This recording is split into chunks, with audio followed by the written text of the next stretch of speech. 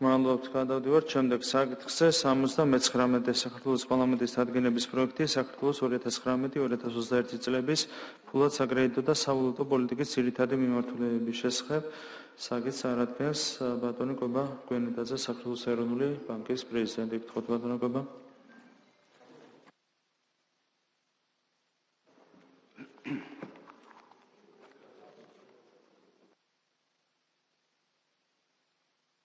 Პატივცემულო თავმჯდომარე, პატივცემულო დეპუტატებო, მოგესალმებით. საქართველოს ეროვნული ბანკის შესახებ ორგანული კანონის შესაბამისად წარმოგიდგენთ მომავალი 3 წლის ფულად საკრედიტო და სავალუტო პოლიტიკის ძირითადი მიმართულების პროექტს, რომელშიც ასახულია ინფლაციის მიზნობრივი მაჩვენებელი, მონეტარული პოლიტიკის ის ძირითადი ინსტრუმენტები, რომლებსაც ეროვნული ბანკი გამოიყენებს მიზნობრივი ინფლაციის მისაღწევად და შესაძლო რისკების მიმოხილვა. საქართველოს ეროვნული ბანკის შესახებ ორგანული კანონის თანახმად, ეროვნული ბანკის ძირითადი ამოცანა ფასების სტაბილურობის უზრუნველყოფაა. ამასთან ეროვნულმა ბანკმა უნდა უზრუნველყოს საფინანსო სისტემის სტაბილურობა და გამჭვირვალობა და ხელი შეუწყოს ქვეყანაში მდგრად ეკონომიკურ ზრდას, თუ ეს შესაძლებელია ისე, რომ საფრთხე არ შეექმნას მისი ძირითადი ამოცანის შესრულებას. ფასების სტაბილურობა არის ის ფუნდამენტური ფაქტორი, რომელიც აუცილებელია მაღალი და სტაბილური ეკონომიკის ზრდისათვის. ამის მისაღწევად ეროვნული ბანკი იყენებს მონეტარული პოლიტიკის კონკრეტულ რეჟიმს, რომელსაც ინფლაციის თარგეტირება ეწოდება. აღნიშნული რეჟიმი ფასების სტაბილურობის უზრუნველყოფის ყველაზე თანამედროვე და ეფექტური მექანიზმია და გულისხმობს ინფლაციის სამიზნე მაჩვენებლის გამოცხადებას და საშუალებადიან პერიოდში ამ მაჩვენებლის მისაღწევად შესაბამისი მონეტარული პოლიტიკის განსაზღვრას. აღნიშნული რეჟიმი უზრუნველყოფს საშუალებადიან პერიოდში ინფლაციის მიზნობრივ მაჩვენებელთან ახლოს ყოფნას და ამავე დროს საშუალებას აძლევს ინფლაციას ეგზოგენურ შოკებზე საპასუხოდ დროებით გადაიხაროს მიზნობრივი მაჩვენებლისაგან. ეგზოგენურ შოკებში ამ შემთხვევაში ჩვენ გულისხმობთ ცვლილებებს გარე მონეტარული პოლიტიკისაგან დამოუკიდებელ ფაქტორებში. უნდა აღინიშნოს, რომ მონეტარული პოლიტიკის მიზანი ვერ იქნება ინფლაციაზე მოქმედი მოკლევადიანი და ერთჯერადი ფაქტორების სრული განეიტრალება. აღნიშნული შესაძლებელი იქნებოდა მხოლოდ ეკონომიკური ზრდის მკვეთრად შემცირებისა და უმუშევრობის ზრდის ხარჯზე. ამ მიდგომით ფასების სტაბილურობა ყველაზე დაბალი საზოგადოებრივი დანახარჯებით მიიღწევა. ინფლაციის თარგეტირების პირობებში ინფლაციის ოპტიმალური სამიზნო მაჩვენებლის განსაზღვრა მრავალ ფაქტორზეა დამოკიდებული. ეკონომიკისთვის დამაზიანებელია როგორც მაღალი ინფლაცია, ასევე დეფლაცია. ამასთან განვითარებად ქვეყნებში ინფლაცია საშუალოდ უფრო მაღალია, ვიდრე განვითარებულ ქვეყნებში, რაც ძირითადად ქვეყნების პირველ ჯგუფში პროდუქტიულობის ზრდით უფრო მაღალი ტემპით აიხსნება. კერძოდ, განვითარებულ ქვეყნებში ინფლაციის მიზნობრივი მაჩვენებელი საშუალოდ 1-2%-ია, ხოლო განვითარებად ქვეყნებში კი 2-4%-ის ფარგლებშია განსაზღვრული. ასევე გასათვალისწინებელია, რომ ეკონომიკურ ზრდასთან და ეროვნული ბანკის ინსტრუმენტების და მონეტარული პოლიტიკის გადაცემის მექანიზმის განვითარებასთან ერთად ეტაპობრივად იზრდება ეროვნული ბანკის შესაძლებლობები, რომ ინფლაცია ოპტიმალურ მაჩვენებელზე შეინარჩუნოს. აქედან გამომდინარე, საქართველოს ეკონომიკის განვითარების არსებულ ეტაპზე 2018 წლიდან სამიზნე მაჩვენებელი 3%-მდე შემცირდა და შემდგომი წლების განმავლობაში საშუალებადიანი პერიოდის მიზნობრივი მაჩვენებელი 3% იქნება. ინფლაციის თარგეტირების პირობებში ინფლაციის მიზნობრივი მაჩვენებელი მიიღწევა ეროვნული ბანკის ინსტრუმენტების მოკლევადიანი საპროცენტო განაკვეთის ცვლილებით. გადაწყვეტილება განაკვეთის ცვლილების შესახებ მიიღება მაკროეკონომიკური გარემოს გაანალიზების, საფინანსო ბაზრებზე არსებული ვითარების განხილვის, ინფლაციის დინამიკის პროგნოზირებისა და ინფლაციაზე მოქმედი მაკროეკონომიკური რისკებისა და ინფლაციის მოლოდინების შეფასების შედეგად. იმ შემთხვევაში, თუ ინფლაციის პროგნოზი აღემატება მიზნობრივ მაჩვენებელს, პოლიტიკას ვამკაცრებ და პირიქით, თუ ინფლაციის პროგნოზი მიზნობრივ დონეს ჩამორჩება, მონეტარულ პოლიტიკას ვარბილებთ. მიზნობრივი საპროცენტო განაკვეთის მისაღწევად საქართველოს ეროვნულმა ბანკმა განავითარა საოპერაციო ჩარჩო, რომელიც შედგება მონეტარული პოლიტიკის შემდეგი ინსტრუმენტებისაგან: რეფინანსირების სესხები, ღია ბაზრის ერთთვიანი ინსტრუმენტი, სადეპოზიტო სერტიფიკატები, მთავრობის ფასიანი ქაღალდებით ოპერაციები, სავალუტო ინტერვენციები, მუდმივმოქმედი ინსტრუმენტები, მინიმალური სარეზერვო მოთხოვნები და სხვა. ჩამოთვლილი ინსტრუმენტებით ეროვნული ბანკი მართავს მოკლევადიან საპროცენტო განაკვეთს. რეფინანსირების სესხებით ეროვნული ბანკი ახორციელებს ინტერვენციებს ბანკთა შორის მოკლევადიანი ბანკთა შორის საპროცენტო განაკვეთის მისაღწევად. ბანკთა შორის ბაზარზე საპროცენტო განაკვეთების დიდი რყევების თავიდან ასაცილებლად, რაც ხელს შეუშლიდა ამ ბაზრის განვითარებას, ეროვნული ბანკი იყენებს მუდმივმოქმედ ინსტრუმენტებსაც. საქართველოს ეროვნული ბანკის როლი ფულად ბაზარზე გარკვეულწილად პასიურია.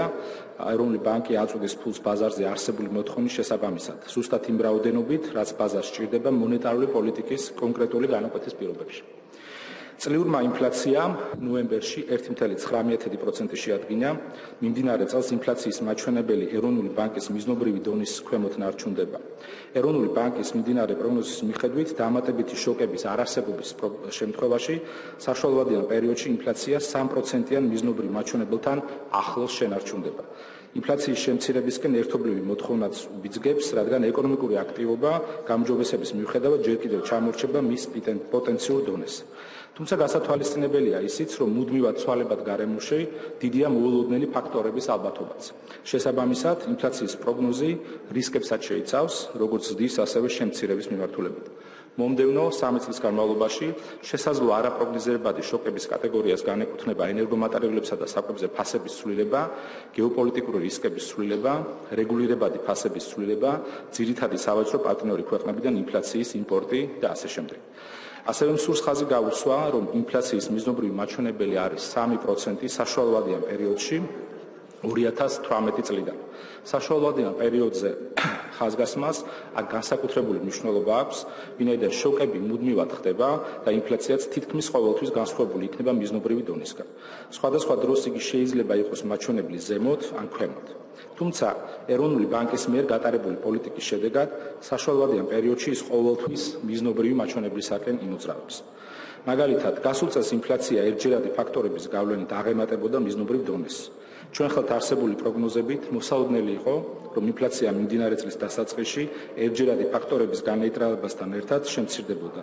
რის კომუნიკაციასაც ეროვნული ბანკი აქტიურად ახორციელებდა როგორც მონეტარული პოლიტიკის ანგარიშებში, ასევე სხვა საჯარო გამოსვლებზე თუ შეხვედრებზე.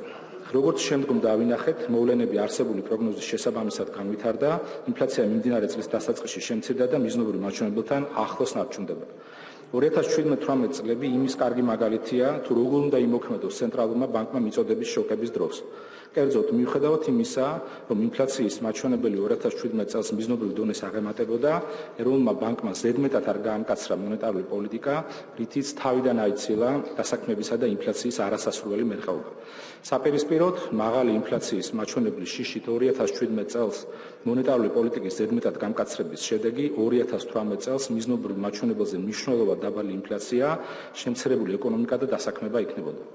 ზოგადად, ასეთი მიდგომის შედეგად, მიუხედავად იმისა, რომ ზოგ პერიოდში ინფლაცია შესაძლოა განსხვავებული იყოს მიზნობრივი მაჩვენებლისაგან, გრძელვადიან ჰორიზონტზე ინფლაცია საშუალოდ მიზნობრივ მაჩვენებელთან ახლოს იქნება.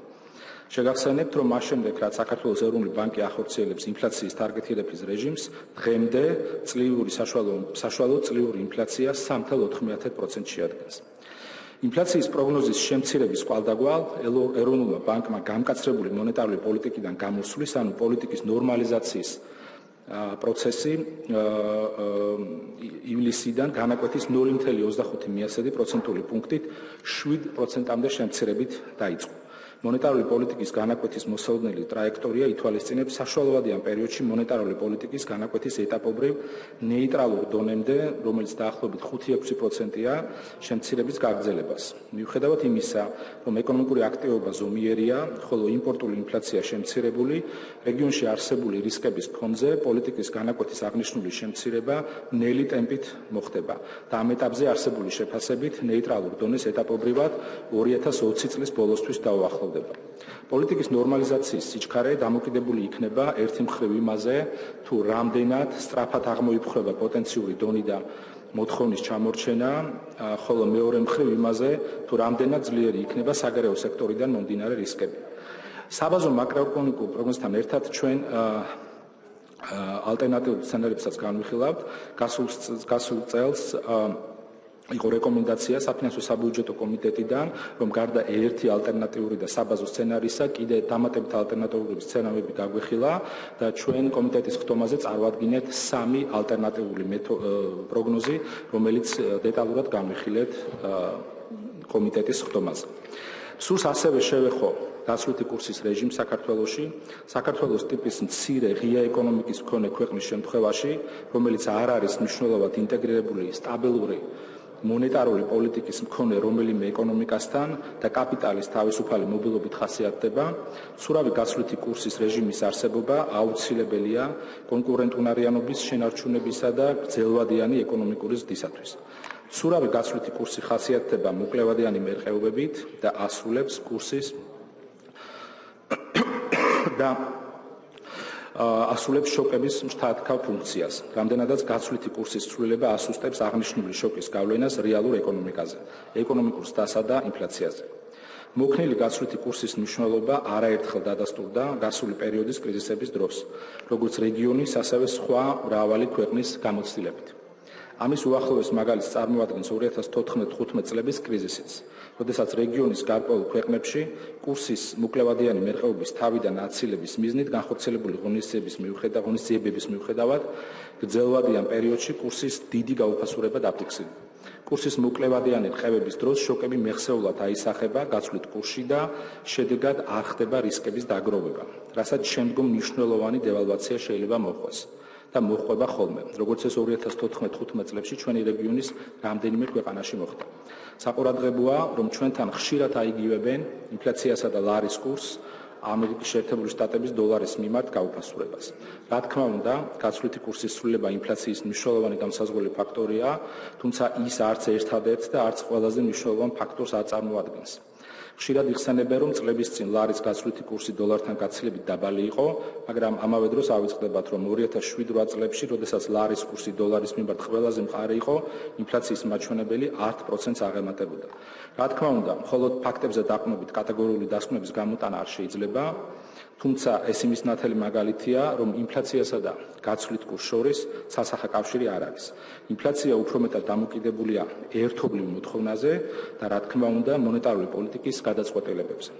დღეს ეროვნულ ბანკს მონეტარული პოლიტიკის ჩარჩო და ინსტრუმენტები საკმაოდ განვითარებული აქვს იმისათვის, რომ ინფლაცია მომავალშიც დაბალ ნიშნურზე შეინარჩუნოს. ის პოლიტიკა, რომელიც გატარებული არის ეროვნული ბანკის მიერ, ამ მხრივ მოწონებულია ისეთი ავტორიტეტული ორგანიზაციის მიერ, როგორც საერთაშორისო სავალუტო ფონდი. კიდევ ერთხელ აღნიშნა, როგორც ეს ეროვნული ბანკის შესახებ საქართველოს ორგანულ კანონში კაფიოთ არის განსაზღვრული, მონეტარული პოლიტიკის გადაწყვეტილება უნდა ეფუძნებოდეს საშუალებადიან პერიოდში ინფლაციის მიზნობრივი მაჩვენებლის შენარჩუნებას. ეს კი იმას ნიშნავს, რომ არ უნდა ვეცადოთ ისეთი მოკლევადიანი მიზნების მიღწევას, რომლებმაც შესაძლოა საშუალებადიან პერიოდში ფასების სტაბილურობაზე უარყოფითი გავლენა მოახდინოს. შესაბამისად, საქართველოს ეროვნული ბანკის მიერ შემოთავაზებული ფულად საკრედიტო და სავალუტო პოლიტიკის წარმატებით განხორციელება ხელს შეუწყობს ქვეყნის ეკონომიკურ სტაბილურობას და გრძელვადიან ზრდას. და გთხოვთ მხარი დაუჭეროთ ამ განკარგულებას, ხოლმე მზადვა უპასუხოთ თქვენს შეკითხვებს. დიდი მადლობა. გმადლობთ ბატონო, შეკითხვები ბატონი ალექსანდრე ერფანია.